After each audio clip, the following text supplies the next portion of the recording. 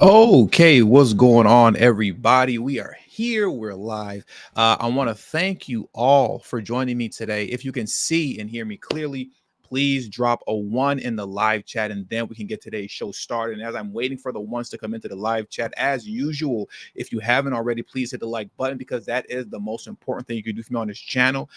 What it does that helps to do is that it pushes this video through the YouTube algorithm, and it helps to give me a boost in the algorithm. Also, please, also, if you haven't subscribed to the channel already, please hit the subscribe button. That's extremely important, obviously. And make sure you share this video out on your social media platforms as well. I'm a bit pressed for time, so we're going to rush through this one, but this is still going to be a good and informative stream. And lastly, please follow me on Telegram at TD Media Group. And by the end of this stream, you're going to see and understand why it's so important and why I stress Telegram so much. So please follow me on Telegram at TD Media Group. Okay, the link to my Telegram is in the description box below and will be pinned in the comment section as well.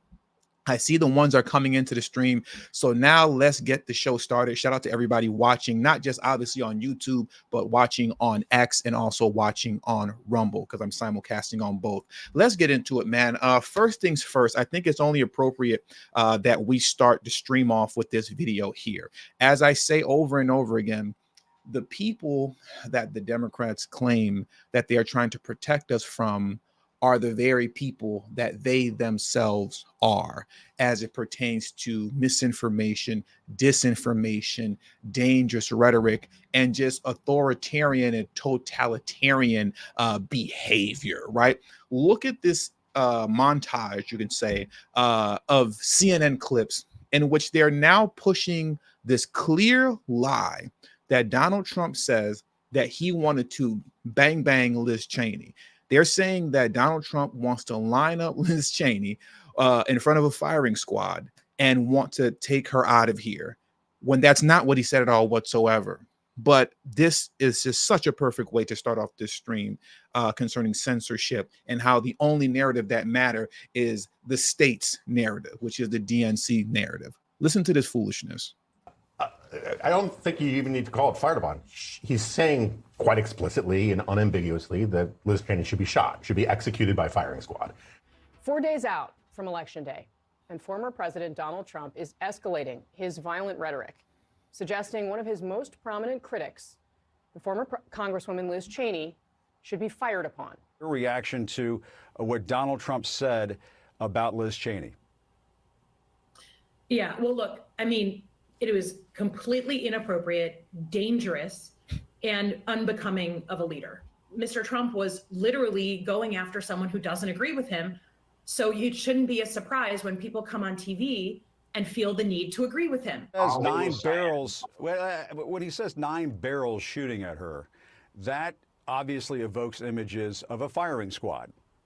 It evokes images of an execution. Let's execute a political opponent who happens to be a woman because I don't like her. And like, does that pull more low propensity voters in his coalition to the polls? I honestly don't think so.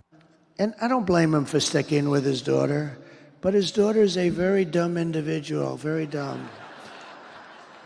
She's a radical war hawk. Let's put her with a rifle standing there with 9 barrels shooting at her, okay? Let's see how she feels about it. You know, when the guns are trained on her face. You know, they're all war hawks when they're sitting in Washington in a nice building saying, oh, gee, let's send 10,000 troops right into the mouth of the enemy. But she's a stupid person. And see, what he was saying is that he's talking about how she's a war hawk, and let's see how she likes it if you put her in that position. He was talking about war. He was talking about how she's a war hawk. And let's see how she would like it if she was put in the position of consistently and continuously starting up nonsense wars where you're putting our soldiers in a position that they shouldn't be in by continuously getting into nonsensical wars. So it's just a simple comparison and things that people say all the time. Well, let's see how you like it. You're a war hawk. Let's see how you like it if you're the one that's in the line of fire. He's not saying that I politically disagree with you and therefore you should be taking out. That is a gross misrepresentation of what he actually stated, right? But this is the norm. This is what they always do. These are the kind of false and nonsensical narratives that they continue to push. And this is why folks like me and many others across social media and across YouTube are people that should be essentially censored, right? Because what they want to do is that they want to be able to push their own nonsensical narratives and it goes unchallenged. No one gets to say, no. Here's the actual full clip and what he really said. And when you actually take into context what he's talking about, now it makes sense, right? They don't want that. They want to push forward what they want to push forward. And that was one of the key takeaways that I got from the Joe Rogan interview with JD Vance. It was a very good interview. It was a very informative interview. I got a lot out of it. There was a lot of things that I thought to myself, I should look this up after the fact. But the portion here that I want to play when they discuss censorship and they're talking about how Kamala Harris represents or I should say JD Vance, not Joe Rogan, but how Kamala Harris represents the party of censorship. It was something that after listening to it, I said, I really want to discuss this and elaborate on this even more with the information that I have in front of me that I'm going to display for you guys. So let's get into this right now. I want to get into this Joe Rogan clip with JD Vance discussing censorship. Let's get into that. This thing about the laptop was that they were able to suppress it from social media. And really wild. When I discussed that with Zuckerberg, and he openly admitted it, that the FBI had contacted him and told him that it was Russian disinformation. Correct. And like, that was one of those things where he was saying, I was like, this guy's like just saying this. Yeah. And I remember when that episode came out because it reverberated across American politics like crazy. Yeah. He just said the thing that we all suspected for a very long time.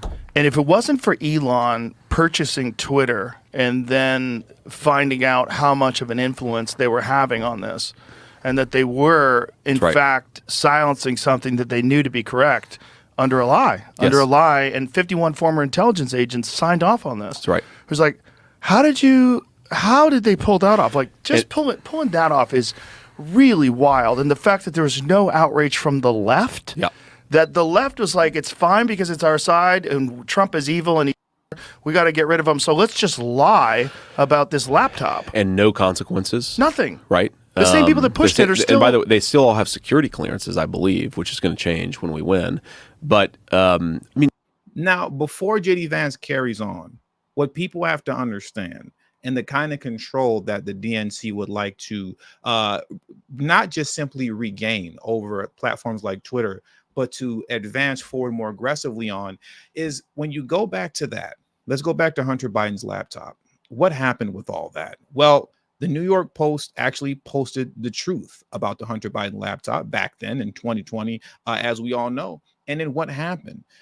The would-be Biden administration was able to strong arm the New York Post off of Twitter at the time before Elon Musk purchased it. They were able to not just simply censor the story, but to remove the entire page off of Twitter until it was reinstated. I want to say maybe about 20 some odd days later. But they shut the whole thing down and was strong arming and pushing these social media companies into lying to the public to tell you that this stuff was misinformation when it wasn't. And it wasn't just concerning Hunter Biden's laptop. It wasn't just about that. It was also surrounding, as I like to say, the great illness of 2020. We all remember this clip here, and I'll play it for you right now. Let me pull it up, of Mark Zuckerberg talking about how the Biden administration strong-armed him and forced him into silencing and censoring posts surrounding the great illness of 2020, labeling them as misinformation when it wasn't. Let's get into this very quickly, and then we're going to hop back into the Joe Rogan interview. turn now to a story breaking overnight. Facebook's Mark Zuckerberg claims he was pressured by the White House to censor content related to COVID-19 during the pandemic. Aaron Katersky joins us now with details. Aaron, good morning. Good morning to you, Whit. For years, critics have taken aim at Facebook for silencing views that challenge the general consensus in the medical community, especially about the origin of COVID-19. Now, Facebook's founder surprisingly says they're right. This morning, Meta chief Mark Zuckerberg admitting he bowed to pressure from the Biden administration to censor content. The Facebook founder issuing a letter to the House Judiciary Committee that said senior administration officials pushed the social media platform to censor posts about COVID-19 and expressed a lot of frustration when the company resisted. Zuckerberg saying, "I believe the government pressure was wrong, and I regret that we were not more outspoken about it." Adding, "I feel strongly that we should not compromise our content standards due to pressure from any administration in either direction, and we're ready to push back if something like this happens again." President Biden was asked about misinformation online in the summer of 2021. On COVID misinformation, what's your message to platforms like Facebook? They're killing people. I mean, it really, look, the only pandemic we have is among the unvaccinated, and they're killing people. Biden later walked back the comment, insisting he wasn't attacking Facebook. Overnight, the White House responded to Zuckerberg's letter. "Our position has been clear and consistent. We believe tech companies and other private actors should take into account the effects their actions have on the American people while making independent choices about the information they present." Zuckerberg going on to express regret for demoting content related to corruption allegations against Hunter Biden ahead of the 2020 election, alleging the FBI warned information circulating online was a Russian disinformation operation. It's since been made clear that the reporting was not Russian disinformation, and in retrospect, we shouldn't have demoted the story. Zuckerberg went on to say the company has changed its policies and processes to make sure it doesn't happen again. House Judiciary. Now, what's interesting about Zuckerberg coming out and saying the things that he's saying, I don't necessarily trust any of what he's saying to be, I shouldn't say I don't trust what he's saying to be true, because he's obviously telling the truth, but I don't trust his sincerity behind coming out and admitting all these things. Because for those of you who follow, I think the gentleman's name is James O'Keefe, who founded Project Veritas, but he was ousted from his own company that he founded once he exposed the certain things about the great illness of 2020.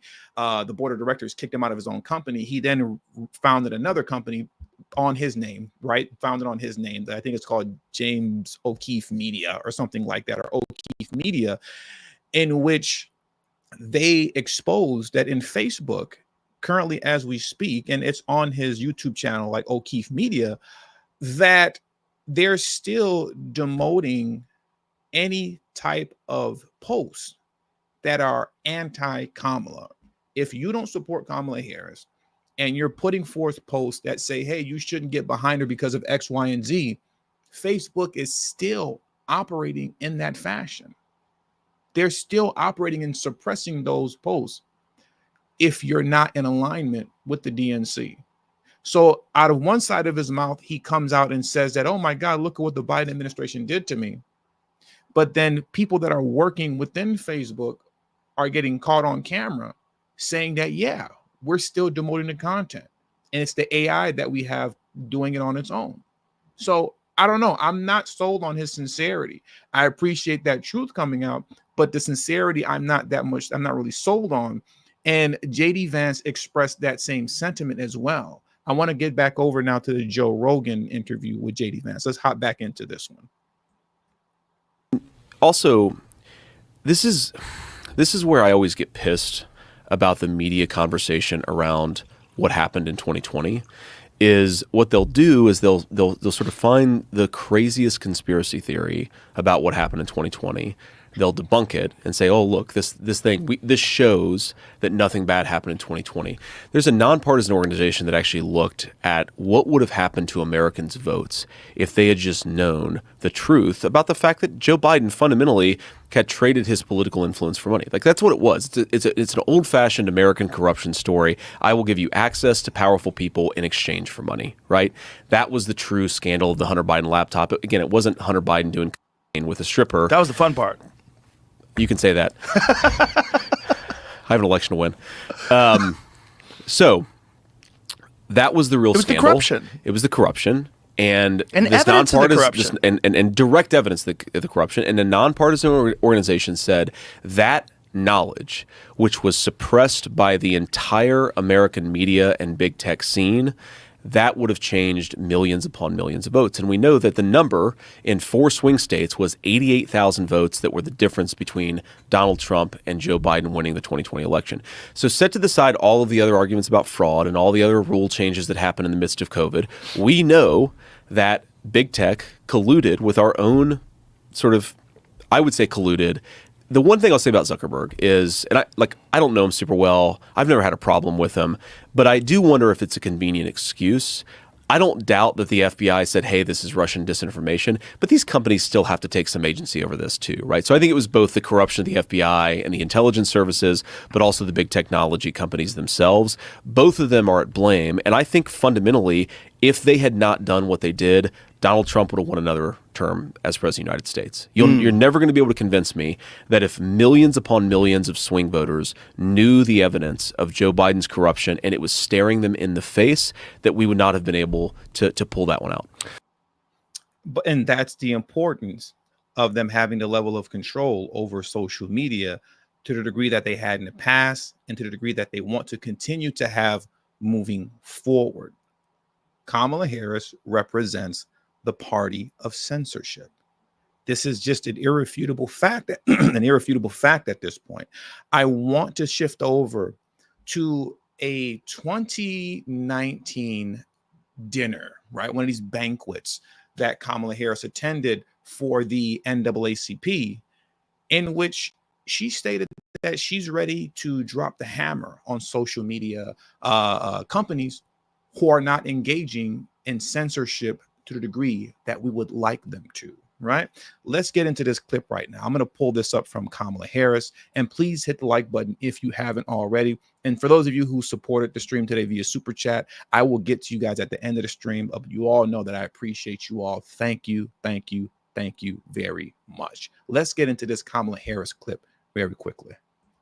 Tolerate it, and I believe and will put the Department of Justice of the United States back in the business of justice. We will double the Civil Rights Division and direct law enforcement to counter this extremism. We will hold social media platforms accountable for the hate infiltrating their platforms because they have a responsibility to help fight against this threat to our democracy. And if you profit off of hate, if you act as a megaphone for misinformation or cyber warfare, if you don't police your platforms, we are going to hold you accountable as a community. Now, we recently saw this take place in France with the founder of Telegram. We saw this take place in France with the founder of Telegram. Let's switch back over to here. And I want to breeze through these articles very quickly, but I'm not going to read through any of them. I'm just going to kind of paraphrase them. The titles of these articles will be on your screen, so therefore you can look them up for yourselves. And if I remember to, I'll leave the link in the description box below. But as you can see here, this article reads here, what is Telegram and why was its CEO arrested in Paris? Well, if you come over here to this tweet here, it reads Telegram founder Pavel Durov. It's a French name. It's hard to read it. Is set to appear before a judge on Saturday evening, facing multiple charges, including drug trafficking, fraud, money laundering, and child's play content, right? That's what he states over here. And then when you come down to this article right here, it says his name again, Pavel Durov, the founder and CEO of the messaging app Telegram, was arrested in Paris over the weekend over allegations that his platform is being used for illicit activity, including drug trafficking and the distribution of child's play on his platform, right? Once again, he was arrested over the weekend over allegations that his platform is being used for this type of content, right? But when you further go on to read this article, what you'll see is that he's abiding by all of the laws in Europe concerning those who own social media platforms and how you're supposed to monitor and how you're supposed to govern it. The problem with the founder and CEO of Telegram, though, is that he doesn't play ball as it pertains to these European governments having the level of control over his platform that we watched the Biden and Harris administration have over Twitter, Facebook, and the entirety of social media platforms here in the US, because he won't allow them to dictate what type of information as far as politics are concerned, because he won't allow them to dictate and censor information on his platform concerning that type of information.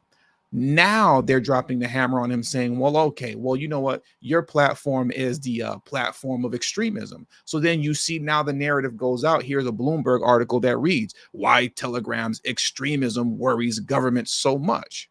It worries government so much because he's saying, no, I'm abiding by all the rules and I'm doing all the things that I'm supposed to do. But if you want complete control over my platform where you're telling me what to censor and what not to censor, that's where we have a problem. And that's why he then finds himself being arrested. Here's another article right here titled, I believe it's from the New York Times, how Telegram became a playground for criminals and extremists. Why? Because they don't have control over it. Telegram, in a nutshell, is no different from WhatsApp. You can't go viral on Telegram, right? I have to invite you to the Telegram for you to join it. And then whatever we're discussing on there is what we're discussing. The problem is that on Telegram, you can't shadow ban anything, right? Because if you're on my Telegram and I send you some information, you get directly the notification and you don't have to worry about all of the foolishness surrounding shadow banning, surrounding, hey, I subscribe to your channel, I subscribe to your social media platform, and I never get your notifications. It circumvents all that, right? And it's completely out of the realms and out of the reach of the government. And the problem is that they want that. They want to be within the reach of it. They want to be able to dictate it. The same way that we saw Mark Zuckerberg openly admit it, that the Biden administration was dictating what was misinformation and disinformation on Facebook until he finally decided to grow a pair, allegedly, and say, no, you can't do that anymore. The same way that we saw Biden was able to influence and strong arm Twitter into being able to remove not just Hunter Biden laptop posts, the news story off of Twitter, but to completely remove altogether the New York Post altogether that broke the actual story, eliminated them completely off of social media. The same way we've seen Russia today eliminated completely off of all of social media, where the only thing that's left standing is the DNC media. That's the only thing that's left. And that's what they want. And that's what they're trying to push moving forward. I want to get into this clip here. Two more before we head out of here. One is from Hillary Clinton and one is from John Kerry. And in both of these clips, they're going to discuss the problem with social media having so much of an influence over the people to the point to where they can't push the propaganda that they want to push moving forward. And because they can't push their propaganda, and when they do put something out there, it gets countered by those who have actual facts. That's a problem that we need to shut down in silence. I want to play the Hillary Clinton one first, but then I want to play the John Kerry one last afterwards. And the John Kerry one is one that we really, really need to pay attention to. Let's get into this Hillary Clinton clip first. And this appears on CNN. Let's jump into this as we're rounding this thing out. Be, in my view, repealing something called Section 230, which gave platforms on the internet immunity because they were thought to be just pass-throughs, that they shouldn't be judged for the content that is posted.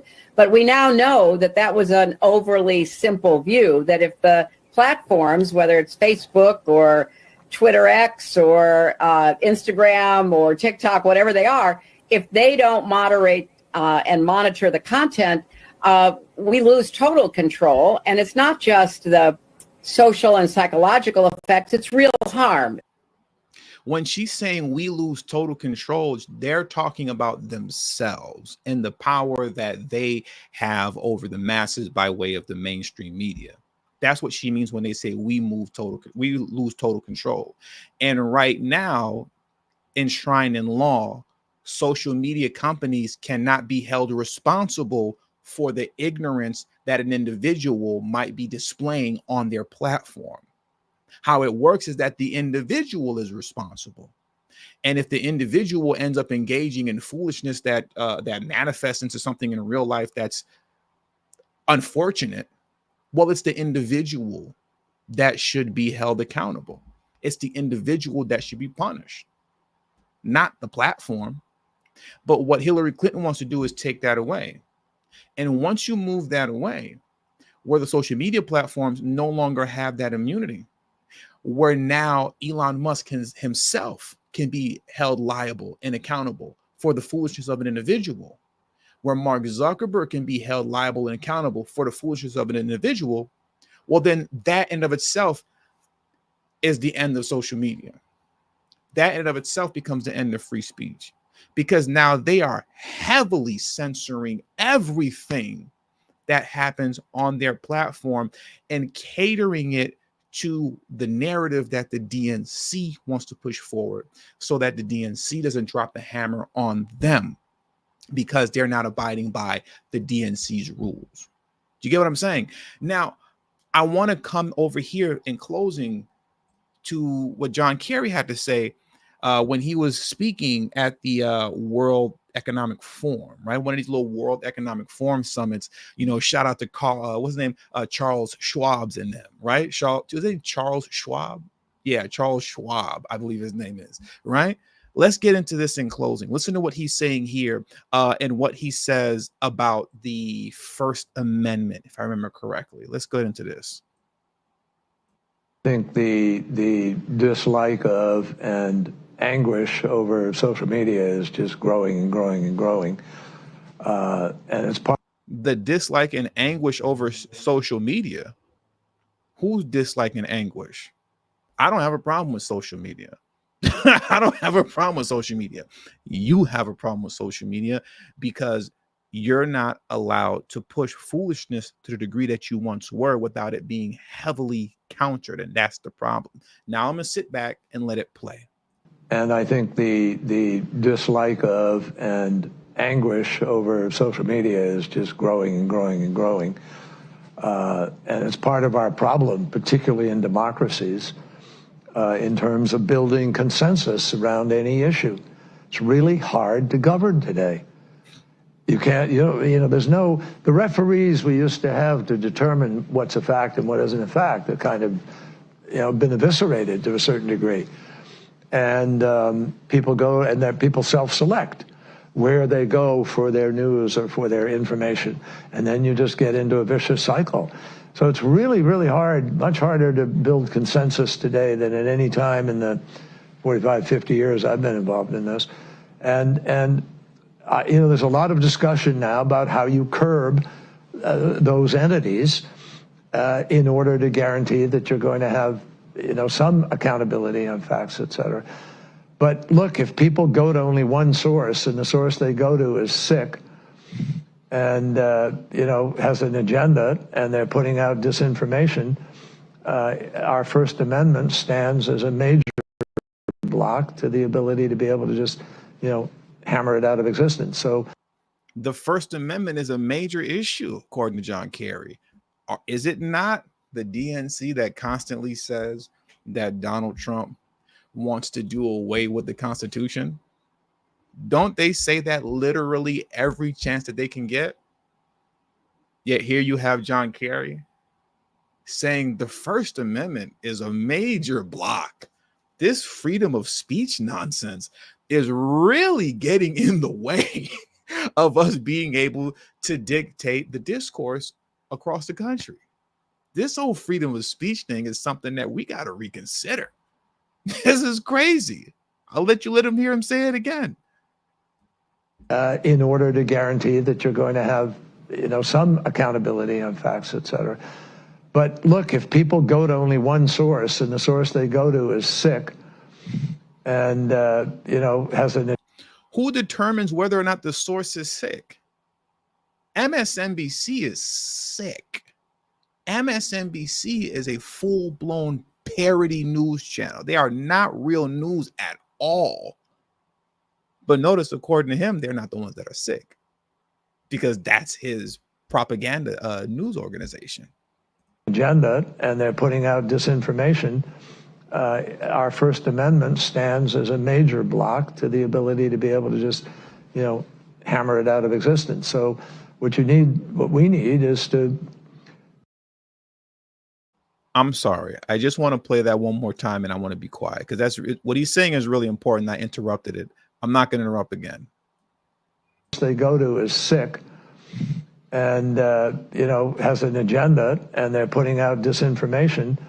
Our First Amendment stands as a major block to the ability to be able to just, hammer it out of existence. So what we need is to win the ground, win the right to govern by hopefully having, winning enough votes that you're free to be able to implement change. Now, obviously, there are some people in our... I'm trying so hard not to interrupt. You listen to what he's saying. He's literally telling you we need to win this election so that we can implement change. He's literally... It's just crazy. He's literally telling you we have to win this election so that we can implement this change. Got to do away with this pesky First Amendment that's standing in the way. And if we don't win this election, we're not going to be able to do away with it. He's literally telling you we have to win this election so that we can further our censorship campaign. I don't know, man. Let me let him finish. There's maybe about 30 seconds left in this clip. Country who are prepared to implement change by hopefully having, winning enough votes that you're free to be able to implement change. Now, obviously, there are some people in our country who are prepared to implement change in other ways.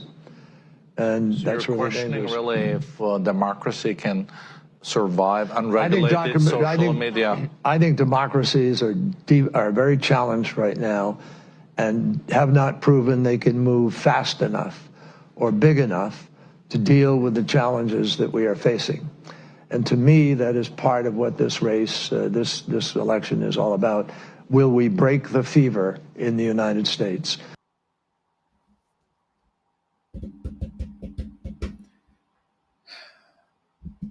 There's nothing else left to say. There's nothing else left to say. John Kerry said it all. There's truly nothing else left to say. So with all that being said, man, that does it for today's stream. We're going to get into these cash apps. It's only a few, 3. Thank you all for supporting the channel. Please follow me on Telegram. Do you see why I stress that so much now? Follow me on Telegram at TD Media Group. The link is in the description box below. I'll have it pinned in the comment section after the stream if you're watching a replay, but please follow me on Telegram at TD Media Group. Share this video out on your social media platforms and subscribe to the channel if you're not subscribed already. And please hit that like button on your way out. But there isn't anything else left to say. These people literally tell you what they're going to do before they do it, and they do it every single time. They tell you every single time. And for some reason, people think that it's not true, it's not real, that they're playing. And then when this stuff comes about and manifests itself, like the migrant crisis, everybody pretends to be surprised. Oh my God, what's going on? They're literally telling you what they're going to do. But anyways, man, shout out to my man, Saul, for always keeping my family fed. He said, before they blame Donald Trump, please read the DOD Directive 5240.01, Section 3.3, Levels of Authority, a Secretary of Defense approval. Not sure why MW is quiet about this. I'm not sure what MW means, but someone brought that to my attention once before. I got to look into it. I think that has to do something with the U.S. military being able to illegally turn its firearms on the citizen population, if I remember correctly, something that was recently, amended here based on what Saul is referencing.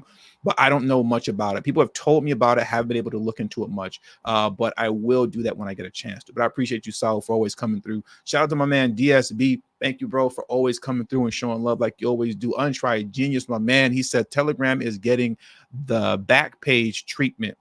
EU members have been trying to circumvent 1A for decades. We will not allow it. We must fight them. I'm right there with you, bro. I'm right there with you. Shout out to P. Burley, who said Kerry wants old gatekeepers back. That's exactly what he wants. That's exactly what he wants. He wants old gatekeepers back. He wants it to go back to the good old days when you just say whatever you say on CNN or any of these other news channels, MSNBC and CBS, and what we say is law. That's it. And there is no other counter. There is no other counter. Well, that has changed with social media. And what they want to do now is eliminate that. And he literally just said it himself. Literally just said the First Amendment is standing in the way of us being able to push our propaganda forward. And we need to censor them. And the only way that we're going to censor social media is by winning this election. This is he's telling you what they're going to do. He's telling you what they're going to do. Shout out to my man, the Geek Surgeon, who says something for the family. I appreciate you, bro. I appreciate you, Geek Surgeon.